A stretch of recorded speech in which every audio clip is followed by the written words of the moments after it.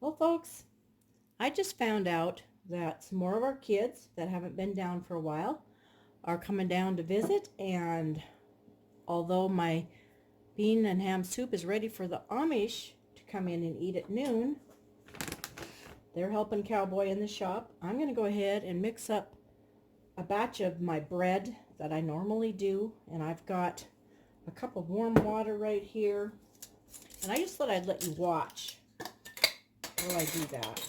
I'm going to go with about 5 teaspoons of yeast in this warm water. 3, 4, 5. And I'm going to add just a teaspoon of salt to that yeast mixture. Okay, and so I'm going to go ahead and use shortening today because that's what I have on hand and it's ready. So I'm going to put a scoop of shortening in my big bowl. Not a lot, just a little bit. Maybe a little bit more. I'll just, hurry and get it mixed up. I'm going to go ahead and add water. I'm going to go ahead and microwave this water for, hold on, let's see. I'm going to microwave a cup of hot water, boiling hot.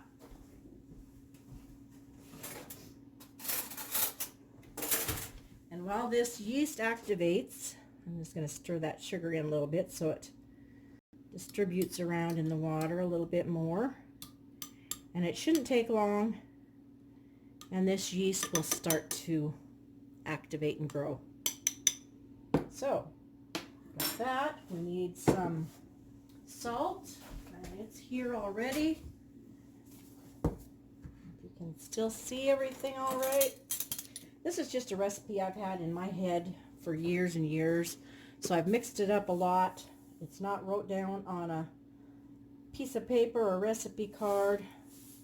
I just know it in my head. I know it by touch and feel. I use a couple tablespoons of salt, and I'm going to go ahead and add this rest of the sugar in here. And our hot water is hot, boiling, and so that will go ahead and melt the shortening while I get the rest of the water going. That's pretty hot water, so that's going to go ahead and melt most of that while the yeast is activating.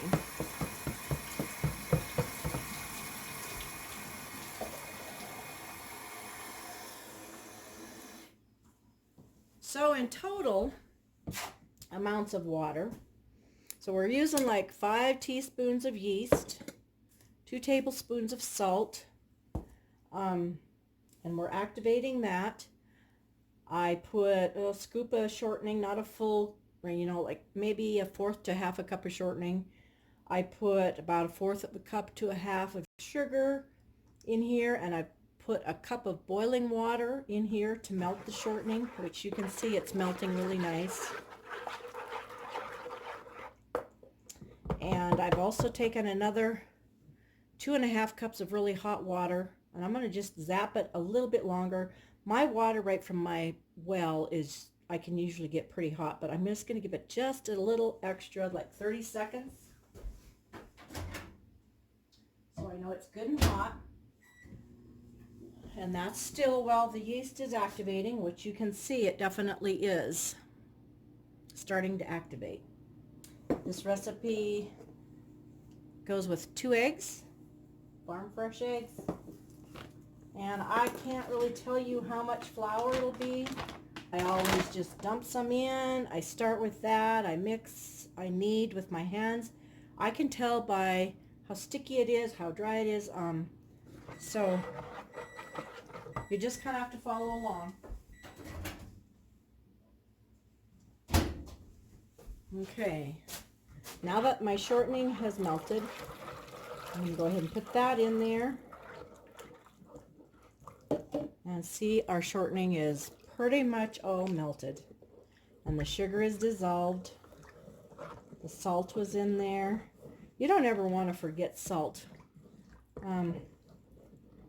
If you have homemade bread without salt, you definitely can tell. And I've done that maybe twice in my lifetime. I've gotten in a hurry. I've done that, but you know, it's still edible, but it's not as good. So I'm going to go ahead and use my same water cup and add my 2 eggs and just whip them a little bit in my cup. I'm getting so many good farm fresh eggs now. I'm loving it.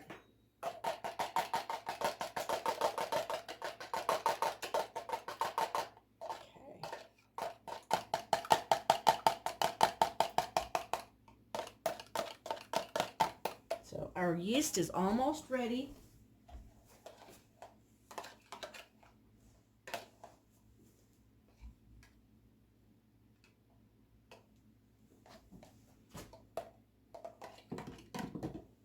I'm going to go ahead and pour that right into my water. It's nice and bubbly and activated.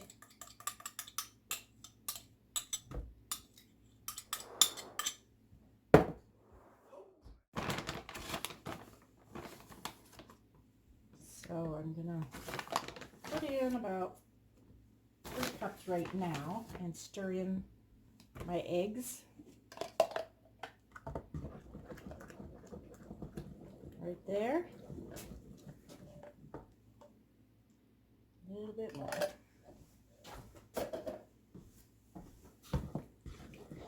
And I'll be back real soon. So I'm gonna put in about 3 cups right now and stir in my eggs. Right there.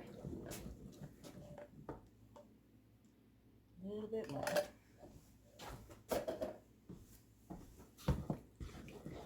And I'll be back real soon. Sorry about that. I thought I was recording, and of course it wasn't. It was just kind of an idle. So I've added, I suppose, around 7 cups of flour to this so far. And I was telling about how this was my mom's bowl, her bread bowl. And I ended up with it. She's been gone over 3.5 years, or over 3 years now. And so I remember watching her mix so many batches of bread in this bowl by hand. And this is just your basic white bread recipe. I did this for years when my kids were little, growing up. Every Friday I baked homemade bread while they were at school. I had probably made cookies. I probably made pizza for that night. So when they got off the bus, they had fresh bread, cookies, and I'm sure at that time Mom's house smelled pretty good. So I remember my mom doing all this labor of love. And her hands, when I look at my hands today, I see my mom's hands because they are definitely bending, twisting, getting knots on. The arthritis is there, and she had the same hands.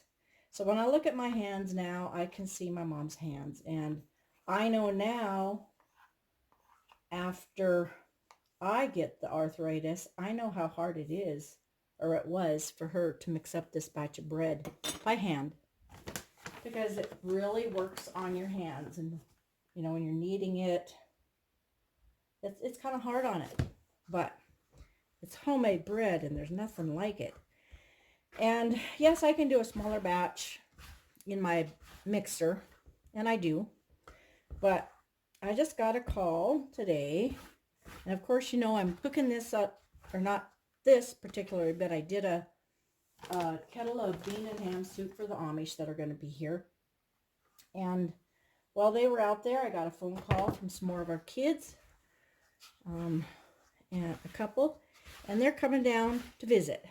And so I wanted to have some fresh bread, maybe make some caramel rolls for Sunday morning.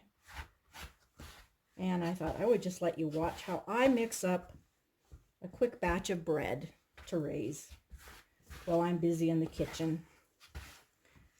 And it's still a little sticky. And this is just my touch and feel recipe. I can't tell you exactly how much flour is in it. Once you find you a basic recipe, and in a cookbook, follow it and perfect it. So you don't need to look at that recipe. You can just whip it up, and then you can move on and try to find another bread recipe that's a little different or a little more of a specialty bread. This is coming together really good. I can feel it. But this is something I've done a lot over my years. I was a rancher's wife. I'm still a rancher's wife, but a retired rancher's wife. And so there were a lot of cattle working days on our place. There was brandings, there were shipping, there were moving cattle from pastures, there were doctoring days, there were preg testing days, and I cooked for a crew of cowboys most of my life, and kids. And so this was one of the main things that I would get done. It may not have been the day of, it was probably the day before the big day, so that I would have this done, because I would the day of be cooking a lot of food, different meats, different casseroles, big thing of potatoes and gravy. So that's kind of what my life was like. We had a lot of cowboys around at different times. It was early mornings. Sometimes I'd get in on the roundup. I'd be able to have a horse caught and ride with them, help round up. I remember one time we were out in the hills, pine trees, coulees, kind of steep area by the river, and cowboy took one coulee to gather. I took the other coulee, and it was kind of a steep coulee. And it was a cool morning, so I wasn't really thinking much of it. My horse was acting up just a little bit. I could tell the nervousness just sitting in the saddle. I could feel her nervous. And I was a little worried, but because this horse was a very good horse, but some days she did have an issue. It just depended. Not a lot. She'd never bucked, but you never knew what she was going to really do until she kind of warmed up really good.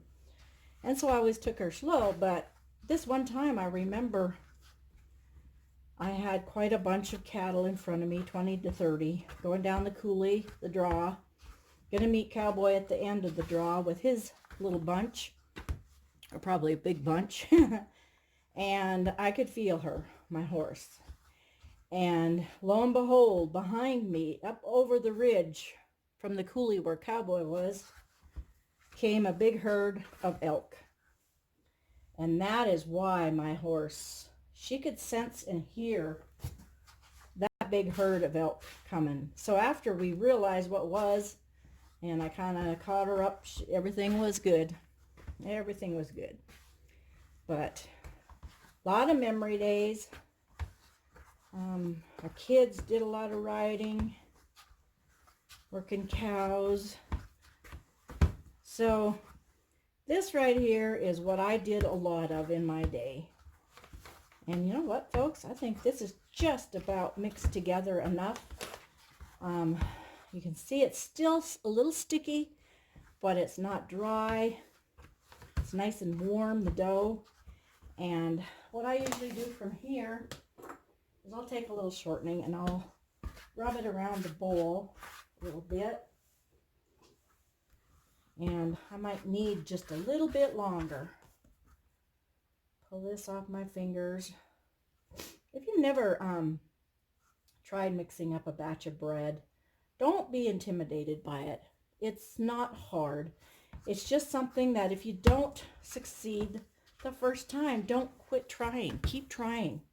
I remember my very first batch of bread after I was married. And I remember calling my mom, what did I do? They were just little hard as rock. I'm sure I killed the yeast. There was clumps of flour in it. And I should have gave up then, but I'm so glad that I didn't, because I made a lot of batches of bread in my day because I just kept trying. So I'm going to go ahead. I might need this a little bit longer, and it's going to raise probably a couple hours.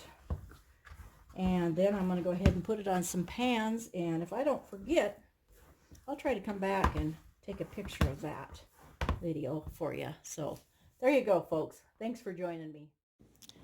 Well, life got a little busy here with lunch hour and the Amish, and I forgot I was going to film putting my bread dough into pans. So here it is. It's all in the pan. It is still raising. I've got like a dinner roll type shape here, a loaf of bread for toast, and these will be little hamburger or sandwich buns. So it won't be long. They'll be going in the oven. The oven's hot, and the fresh bread will be done soon. Okay, the buns are done. I always take a little butter and just spread it around on top of the buns and the bread. And these are going to taste really good. So to go along with that batch of homemade buns, we're going to have some weekend ribs. Put them out here on the grill to slow cook and hope for the best. Yum.